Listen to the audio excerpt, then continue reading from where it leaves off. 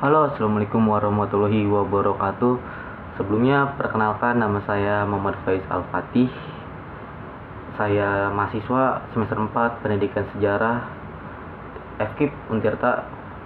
Berarti saya masuk ke Untirta tuh pada tahun 2022. Di sini saya akan sedikit menjelaskan terkait filsafat, terkhususnya di submateri filsafat Barat atau filsafat sejarah Barat.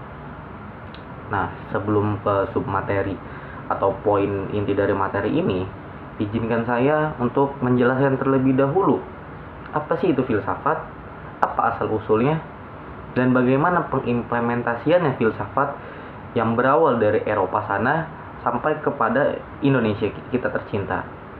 Oke, langsung saja kita mulai. Yang pertama, filsafat memiliki makna dari dua kata yang berbahasa Yunani, philo dan sophia, yang artinya mencintai kebijaksanaan.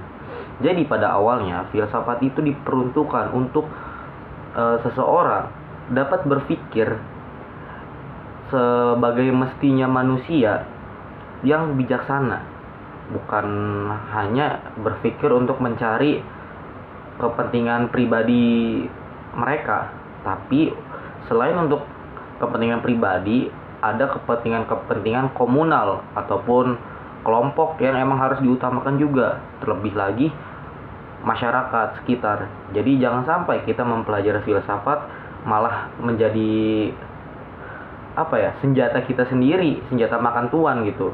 Malah kita meresahkan masyarakat, bahkan amit-amit sampai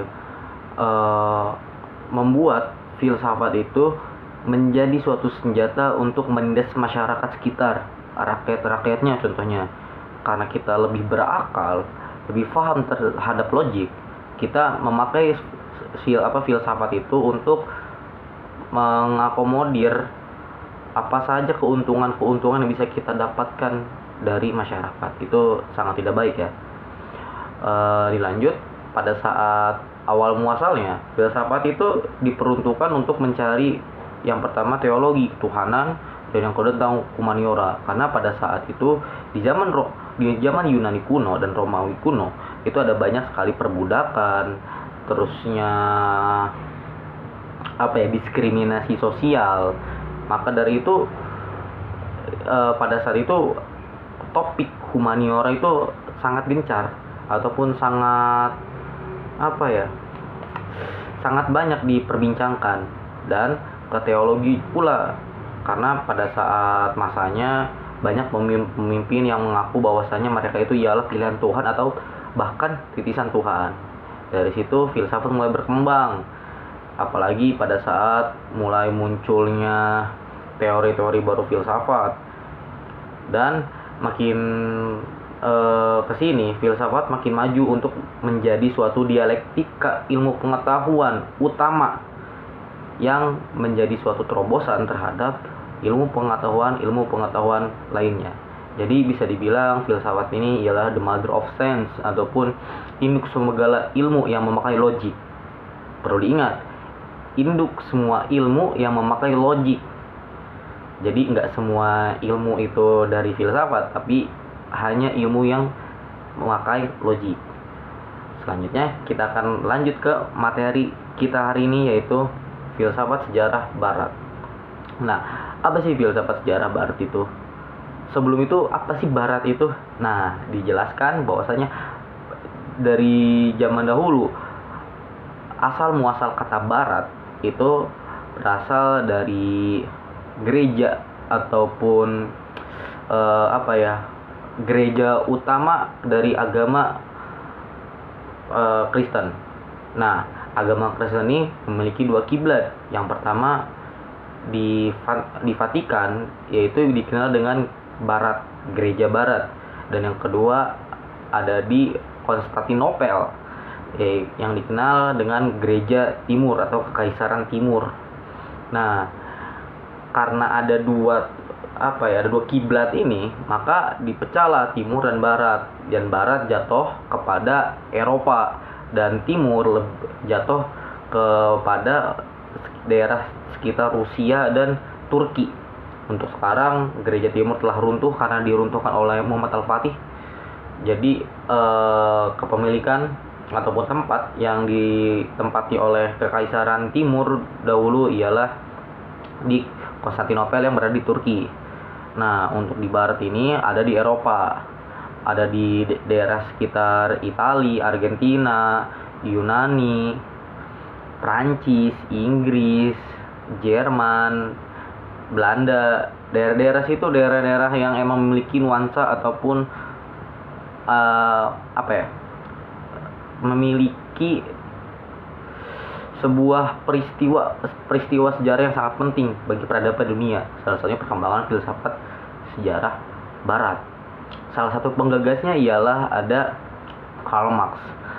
Karl Marx itu memiliki pandangan, pemikiran tentang bagaimana pola pikir atau pola berjalannya suatu siklus di masyarakat dengan melihat daripada politik yang pada saat itu emang sedang gencar-gencarnya ditindas oleh kaum borjuis di Prancis, atau bisa dikenal dengan kaum yang memiliki uang, ya kaum yang investor lah, kepada kaum proletar atau kaum bawah, kaum buruh dan pekerja. Itu karena melihat dengan dialektik filsafatnya, yaitu filsafat Marxisme, bagaimana sih siklus berputarnya sejarah ini, ataupun bagaimana siklus berputarnya masyarakat yang ada di Eropa Barat pada saat penindasan itu. Berhubung juga Karl Marx ini mencetuskan filsafat Marxismenya pada saat setelah timbulnya ataupun munculnya revolusi industri 4.0 atau ditemukannya mesin uap. Jadi Karl Marx melihat nih siklusnya, ternyata siklus yang menurut Karl Marx nih dari komunal primitif, lalu lanjut ke setelah komunal primitif dia masuk ke zaman kerajaan, kingdom. Karena setelah banyaknya masyarakat yang berkelompok-kelompok, akhirnya kelompok yang memiliki kekuasaan paling tinggi nih membentuk suatu kelompok yang lebih besar lagi yang disebut kerajaan sama Marx ataupun kingdom. Nah, dari kingdom ini nanti muncullah masa feodalisme, masa kerajaan, lalu masa imperialisme, masa perbudakan, masa kolonialisme, lalu sampai sekarang. Teori dari Marx itu masih terus berkesinambungan ya, ataupun selalu siklusnya berputar-putar, cuman emang metode ataupun praktiknya tidak sepenuh zaman dahulu, atau biasa para orang yang paham filsafat dibilang neokolonialisme, neo-imperialisme. Dan itu bisa dirasakan di Indonesia pun pada saat hari ini. Ya, selain daripada Marx, ada 3 tokoh lainnya dari filsafat sejarah barat ini, atau bisa dibilang 3 tokoh besar lah. Ya, salah satunya tadi Karl Marx, yang kedua ada Hegel, yang kedua, dan yang ketiga ada Toynbee, yang keempat ada Spengler. Sebenarnya inti daripada dialektika para keempat tokoh ini itu sama saja. Mereka mengkritik ataupun menitik bebankan proses perputarannya siklus sejarah, ya salah satunya dengan konsep masyarakat, politik, dan kebudayaan. Bagaimana sejarah itu bisa berputar pada saat masa-masa mereka di Eropa Barat sana. Akhirnya memunculkan suatu teori utama, yaitu filsafat sejarah barat, mengkaji terkait tentang perputaran arus siklus kehidupan sejarah peradaban di Eropa Barat. Terkhususnya mereka semua mengkaji pada saat Eropa Barat telah menjadi modern, atau after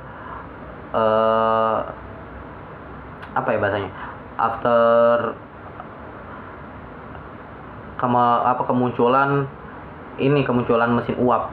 Jadi pada saat kombucha mesin uap itu suatu teknologi yang emang inovatif dan dapat sangat mengepus dari ilmu pengetahuan sampai-sampai mengepus kepada siklus dari sejarah Eropa Barat tersebut.